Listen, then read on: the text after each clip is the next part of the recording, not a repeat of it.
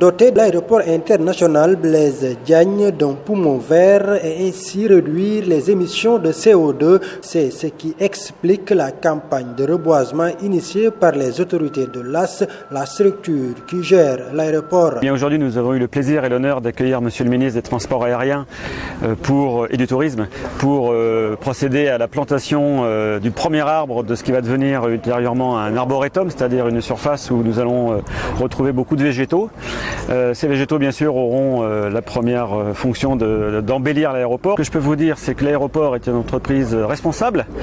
Nous avons dans un premier temps adhéré au programme Airport Carbon Accreditation, qui est un programme aéroportuaire international qui vise à réduire les émissions de CO2 de la part de l'aéroport, mais aussi de tous les acteurs qui travaillent sur la plateforme aéroportuaire. Donc c'est un programme global.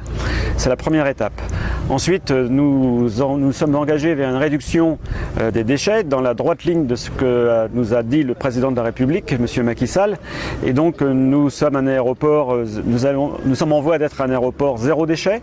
Donc pour cela, nous avons motivé nos employés, chacun dans sa signature de mail, ce petit logo « Je respecte l'environnement ».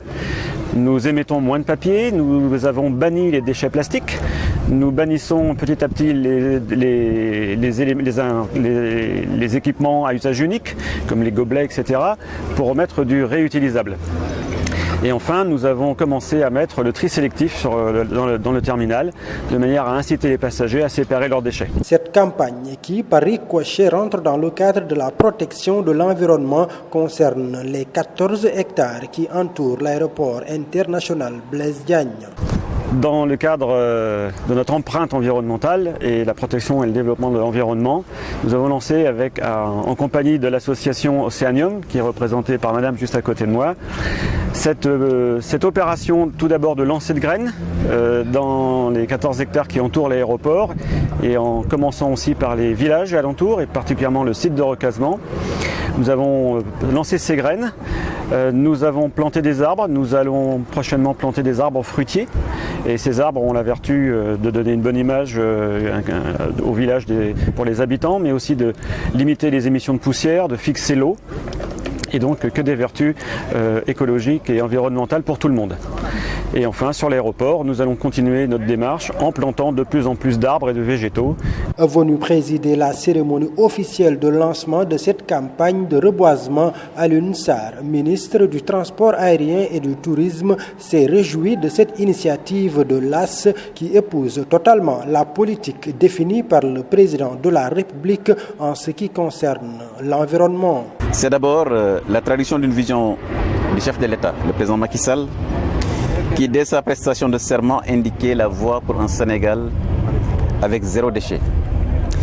Il est heureux donc de constater que la plateforme de l'aéroport international Blaise Diagne, qui est la vitrine du Sénégal, soit donc un lieu d'implémentation de cette politique zéro déchet. Donc, monsieur le directeur général, je voudrais vous féliciter. C'est dans ce sens que je voudrais vraiment saluer cette démarche de l'AS, qui s'inscrit d'ailleurs en droite ligne de sa responsabilité sociétale d'entreprise.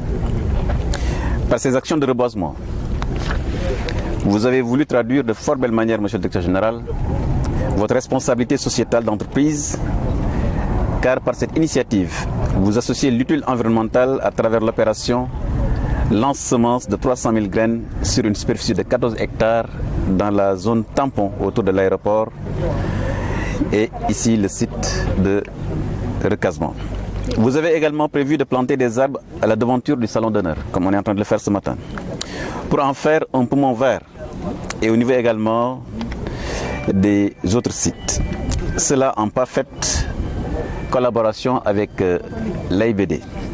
Donc je voudrais donc encore une fois vous féliciter tous les deux. Bien entendu, tout ceci se fait dans le respect des impératifs de développement aéroportuaire, mais également de sûreté et de sécurité. C'est pourquoi je voulais saluer la présence du directeur général de l'ANACIM. Je le disais tout à l'heure, j'espère que ce que nous sommes en train de faire est tout à fait conforme aux orientations de l'OACI. Donc je voudrais encore une fois me féliciter de cela.